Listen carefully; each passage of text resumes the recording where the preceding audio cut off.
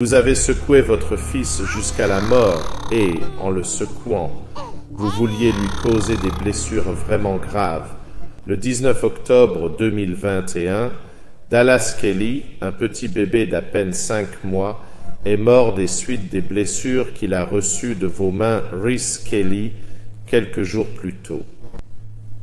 Dallas Kelly et son frère, un peu plus âgé, qui ne peut être nommé pour des raisons juridiques compréhensibles, dépendaient entièrement de vous, Reese Kelly, et de vous, Georgia Wright, pour leur santé et leur bien-être.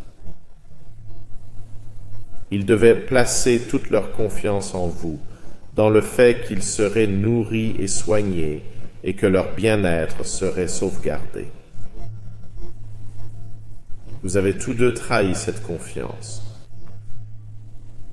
Le verdict du jury a correctement établi que, loin de prendre soin et de nourrir les vies qui vous ont été confiées, vous avez tous deux été responsables d'actes de cruauté et de négligence qui ont causé à ces deux enfants des souffrances inutiles.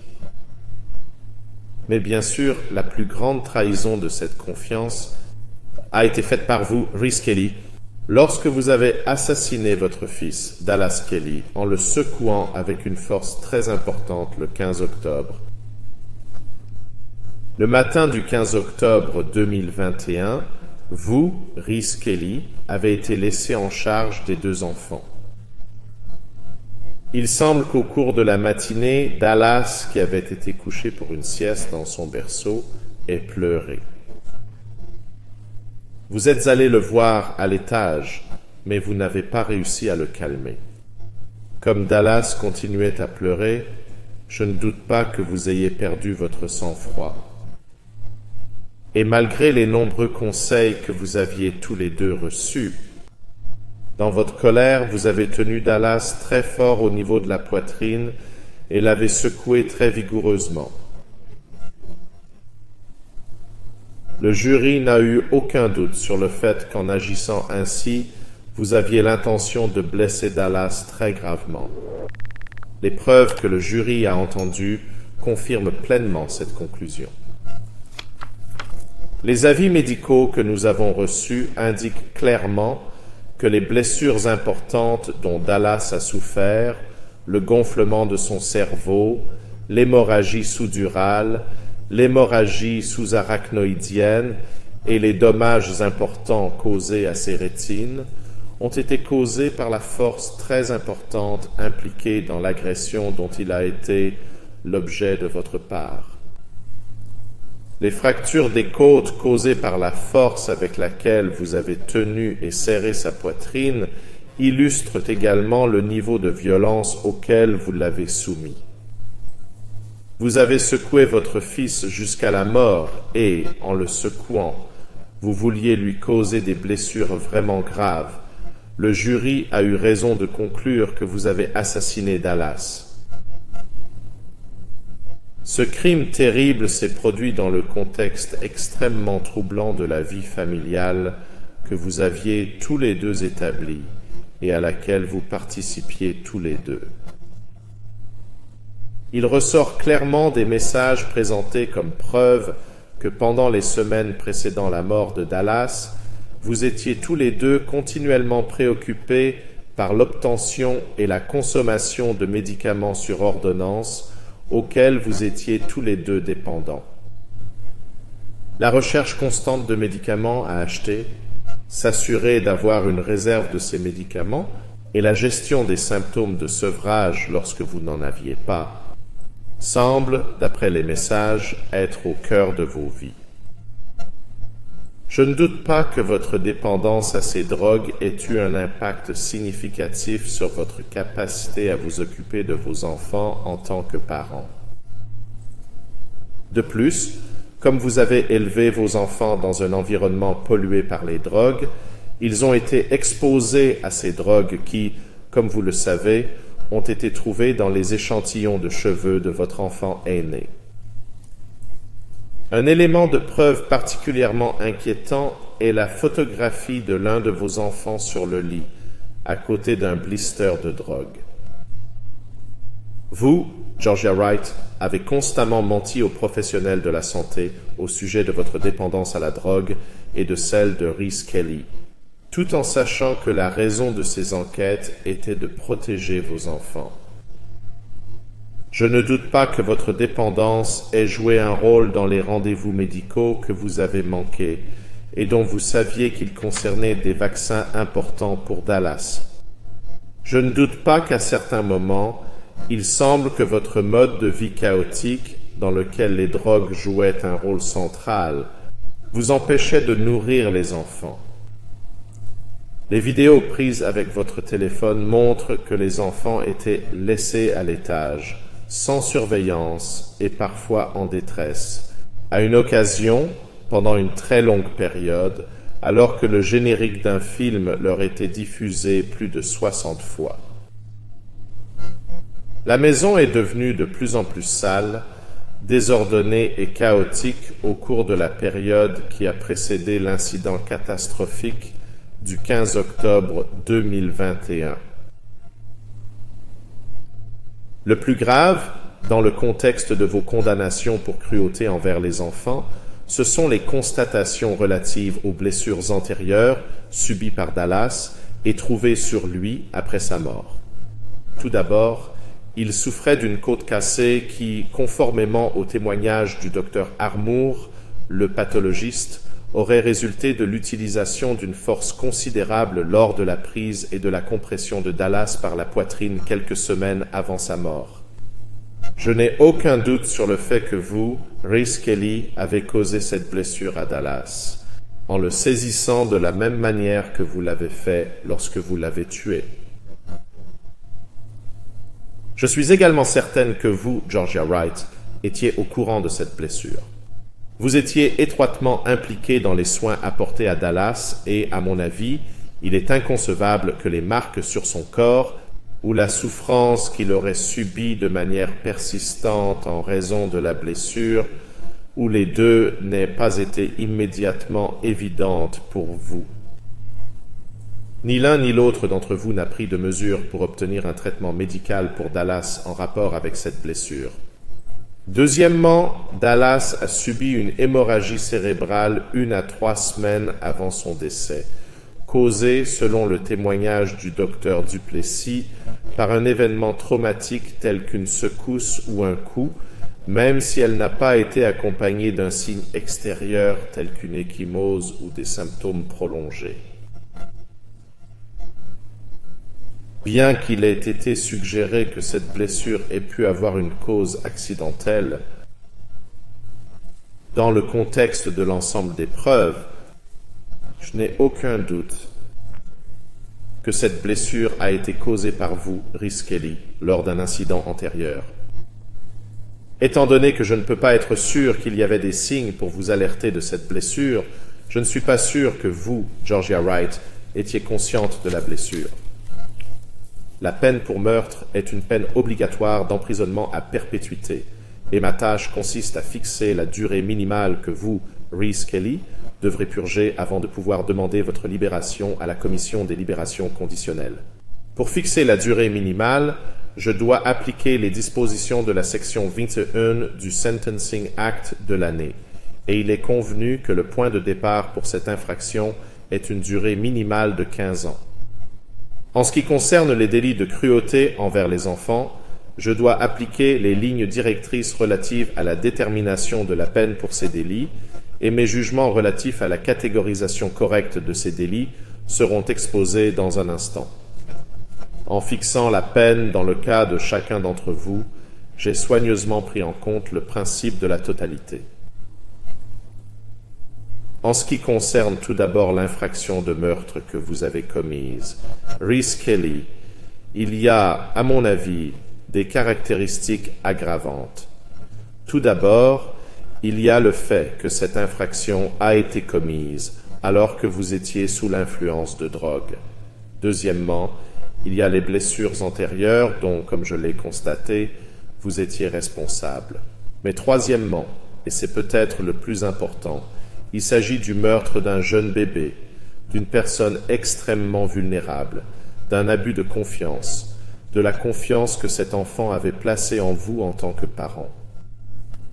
Tout le potentiel de Dallas à grandir, à apporter la vie et la joie aux autres, à jouer un rôle épanouissant dans la communauté dans laquelle nous vivons tous, a été anéanti lorsque vous avez secoué sa vie le 15 octobre, le 21 octobre. Je suis d'avis que vos condamnations antérieures sont peu pertinentes dans le cadre de cet exercice de détermination de la peine et qu'elles ne constituent pas une circonstance matériellement aggravante. Je propose de tenir compte des condamnations relatives au chef d'accusation de cruauté envers les enfants lors de la fixation de la peine globale, conformément à la durée minimale de votre peine d'emprisonnement à perpétuité. Et comme les caractéristiques aggravantes que j'ai identifiées font également partie intégrante des accusations de cruauté envers les enfants, j'ai pris soin d'éviter la double incrimination. J'ai pris soin d'éviter tout double comptage dans cet exercice. Il y a bien sûr des circonstances atténuantes dans votre cas.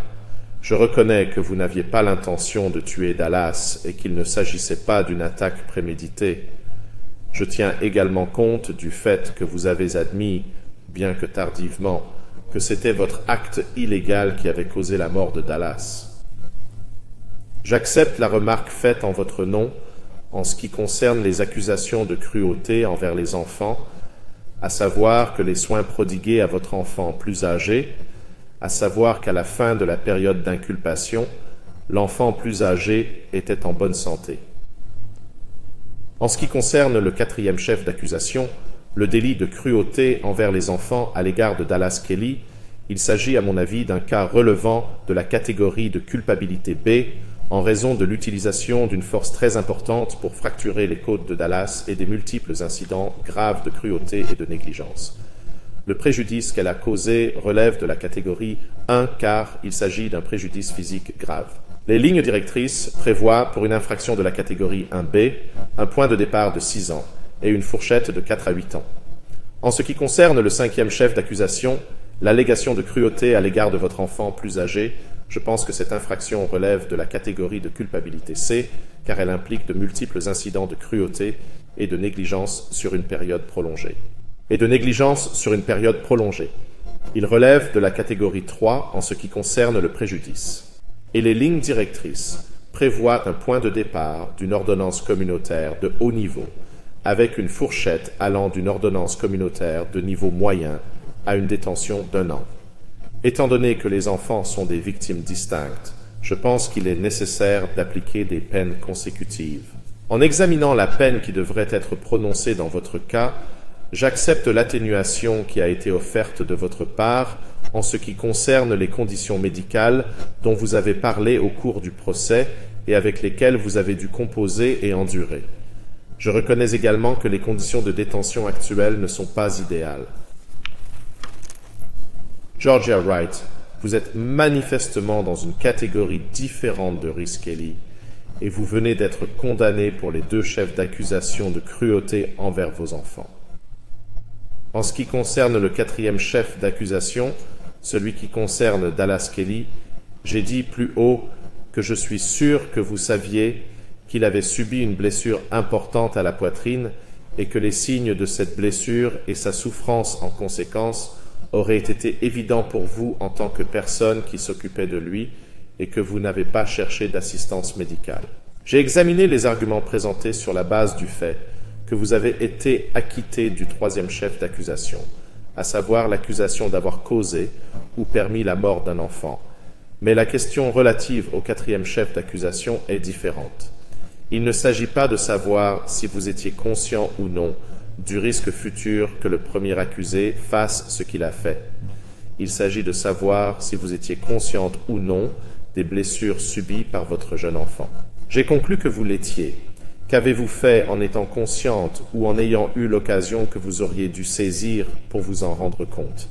La réponse est que vous n'avez pas cherché d'aide médicale et que ces souffrances se sont poursuivies. Il y a eu de multiples incidents de cruauté et de négligence, en plus de cet incident grave de cruauté sous la forme de l'exposition de vos enfants à des drogues et de l'impact des drogues que vous preniez sur votre capacité à vous occuper de Dallas. Il a été laissé sans surveillance pendant de longues périodes. Ce cas, à mon avis, relève au moins de la catégorie C de culpabilité, et l'implication de la connaissance de la blessure à la côte le place, à mon avis, dans la première catégorie de préjudice. Je reconnais que cela doit être tempéré par le fait que vous n'étiez pas la personne qui a infligé la blessure, et j'ai gardé cela à l'esprit comme une circonstance atténuante dans votre cas. Les lignes directrices prévoient un point de départ de 3 ans et une fourchette de 2 à 6 ans de détention pour des infractions de cette gravité. En ce qui concerne le 5e chef d'accusation, celui qui concerne votre enfant plus âgé, la catégorisation en vertu des lignes directrices est la même que pour Rhys Kelly, pour les raisons que j'ai déjà données, et les lignes directrices pour la détermination de la peine sont également les mêmes. Il n'y a, à mon avis, aucun doute sur la nécessité d'une peine consécutive en ce qui concerne le 5e chef d'accusation. Le fait que ces infractions aient été commises sous l'influence de drogue constitue une circonstance aggravante dans votre cas, même si je garde à l'esprit l'argument selon lequel il convient d'aborder cette question avec prudence, étant donné que la prise de drogue et leur influence faisaient clairement partie intégrante de l'accusation. Il y a des circonstances atténuantes dans votre cas, en particulier votre bonne moralité antérieure et le fait que vous avez maintenant cherché de l'aide pour résoudre votre dépendance aux drogues. J'ai pris en compte toutes les informations qui sont soigneusement exposées dans le rapport présententiel dans votre cas. Il est clair que vous avez eu un départ très difficile dans la vie. Je reconnais qu'il s'agit là d'une circonstance atténuante importante dans votre cas, tout comme le fait que vous avez perdu un enfant que vous aimiez et chérissiez manifestement, comme je l'ai constaté au cours du procès, malgré l'allégation de cruauté envers les enfants à son égard, et que la perte de Dallas a eu un impact dévastateur sur vous. Nonobstant ces questions, les infractions que vous avez commises constituent clairement et manifestement une grave trahison de vos devoirs de parents et, à la lumière des lignes directrices en matière de peine et du fait qu'il y avait 2 enfants et 2 chefs d'accusation, j'estime qu'une peine privative de liberté est la seule solution réaliste dans votre cas. Veuillez vous lever tous les deux, s'il vous plaît. Compte tenu de tous les éléments que j'ai exposés ci-dessus, la peine dans votre cas, Rhys Kelly, sera une peine d'emprisonnement à vie avec une durée minimale de 18 ans en ce qui concerne le premier chef d'accusation. Pour le 4e chef d'accusation, la peine est de 7 ans d'emprisonnement et pour le 5e chef d'accusation, elle est de 6 mois d'emprisonnement consécutif à la peine pour le 4e chef d'accusation. Ces 2 peines pour les chefs d'accusation 4 et 5 doivent être purgées en même temps que la peine d'emprisonnement à perpétuité. La sentence dans votre cas, Georgia Wright, est la suivante. La peine pour le 4e chef d'accusation est de 2 ans et 6 mois d'emprisonnement. La peine pour le 5e chef d'accusation est une peine consécutive de 6 mois d'emprisonnement. Vous purgerez donc, la peine dans votre cas est donc de 3 ans d'emprisonnement.